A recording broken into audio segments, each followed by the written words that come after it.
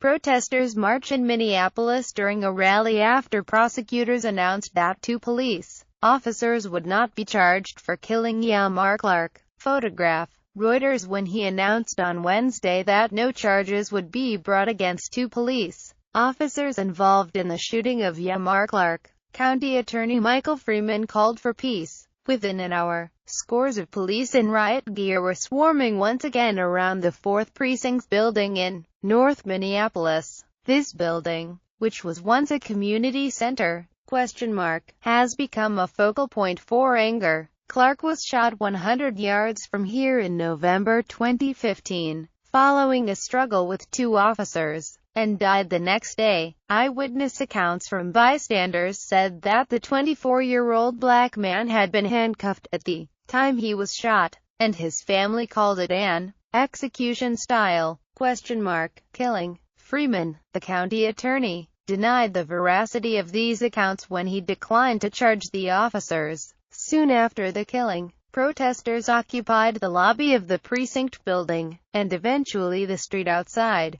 barricading the entrance and erecting tents, a makeshift canteen, and fire pits. They besieged the space for 18 days, punctuated by clashes with police, and a shooting attack by white supremacists. On Wednesday, protesters gathered here again. They marched to the square outside Minneapolis' monolithic government center building. By nightfall, with low clouds reflecting the city's light with an orange glow, an uneasy calm had descended on the city. According to The Guardian's The Counted Project, police killed 145 people in 2015, and 260 in 2016 so far. No police officer has been convicted of murder for any of those listed killings. Freeman's press conference fit neatly into the dismal pantheon of these events. He extended his condolences to Clark's family, and said the police department was saddened by the incident. In contrast with many officials in other similar circumstances, he called for a revision of police practices, including an emphasis on de-escalation techniques.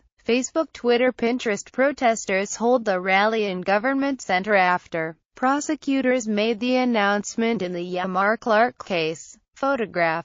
Reuters. But for the protesters, dismayed at the lack of charges against the officers who shot Clark dead in front of more than a dozen witnesses, the notion that the killing could be described as justified felt like a gut punch. This is not a surprise, said Nemo Omar, a 20-year-old student who had been at the precinct occupation in November and was protesting again on Wednesday. This is just another way of saying, fuck you, to all of us.